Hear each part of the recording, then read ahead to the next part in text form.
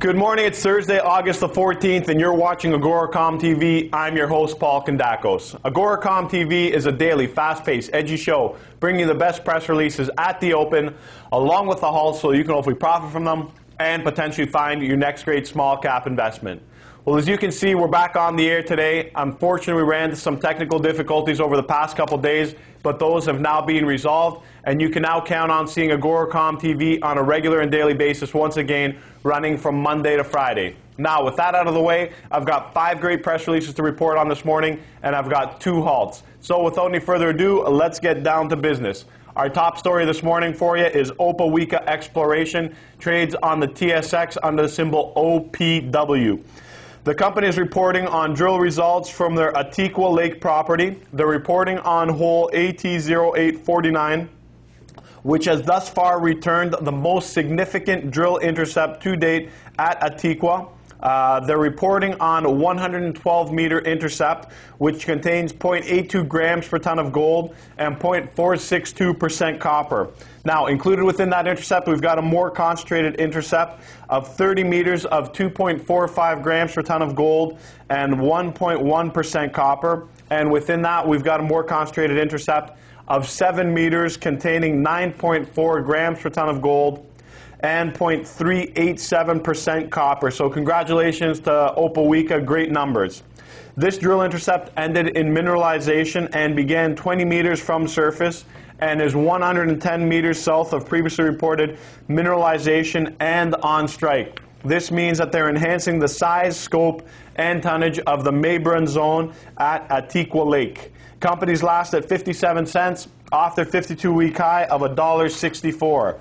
Moving on to Torch River Resources, trades on the TSX Venture under the symbol TCR, also on the Frankfurt under the symbol WNF, and on the pink sheets under the symbol TORVF. Disclaimer time, Torch River Resources is an AGORACOM client, so make sure you do your due diligence. And I forgot to mention that Opawica is also an AGORACOM client. So getting back to Torch River, they're reporting on results of a second diamond drill hole in its 2008 program on its Redbird property, which is located in British Columbia.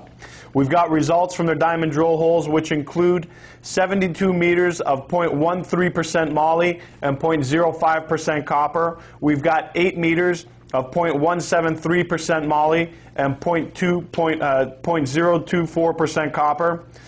We've got 68 meters of 0.082% moly and 0.048% copper. And finally, we've got 38 meters of 0.018% moly and 0.176% copper.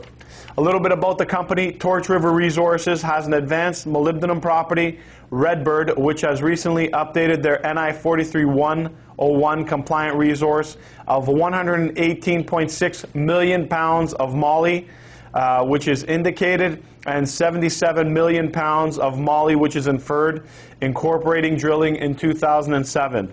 Redbird is a large porphyry-style molybdenum copper deposit that is still open in all directions. The company's last at 15.5 cents off their 52-week high of 52 cents. Moving on, North American Tungsten Corporation trades on the venture under the symbol NTC. They're announcing Q3 Katang Mine Exploration and Delineation Drill Program, which continues to intersect high-grade tungsten mineralization at depth. The drill program successfully identified high-grade tungsten mineralization down to the 3,400-foot level. Development of the decline to access the high-grade ore is scheduled to commence immediately pending availability of machinery. So now, highlights include 15 feet of 4.34% tungsten oxide, 10.5 feet at 4.26% tungsten oxide, 20 feet at 3.31%, and 22 feet at 2.98% tungsten oxide. I've got a quote from the chairman and CEO, Stephen Leahy, who states, "The continued success of our Katang underground exploration and delineation drill program continues to show the tremendous potential of previously undiscovered areas at the mine. We believe that these newly discovered zones could have a significant impact on the mine life at Katang by simply blending with lower grade material that the company previously believed to be uneconomic. A little bit about North American Tungsten. The company is engaged primarily in the operation, development, and acquisition of tungsten and other related mineral properties in Canada.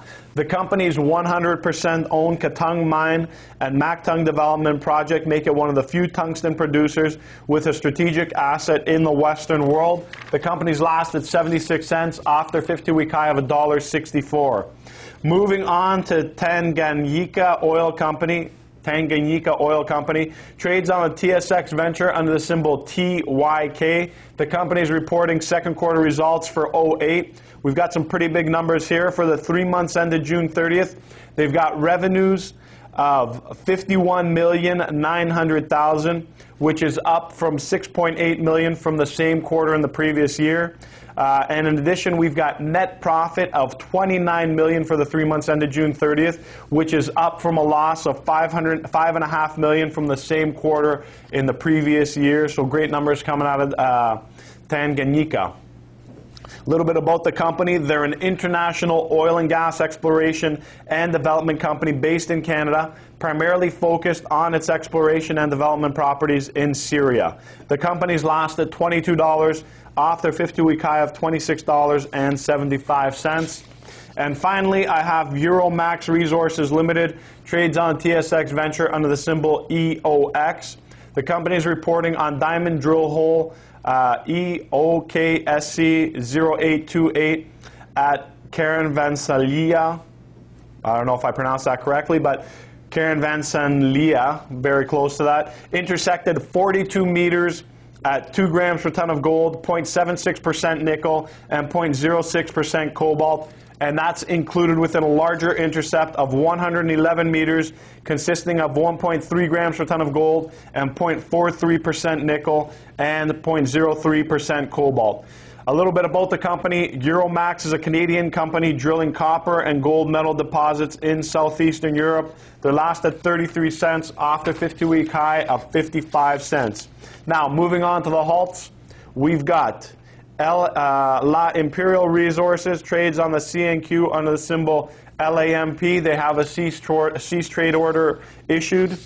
And then we've got Clearwater Seafoods, trades on the venture under the symbol CLR. They've been halted pending news. That's a wrap for today. I'm your host, Paul Kandakos. Make sure you tune in again tomorrow. We've got more great press releases and halts at the open for you.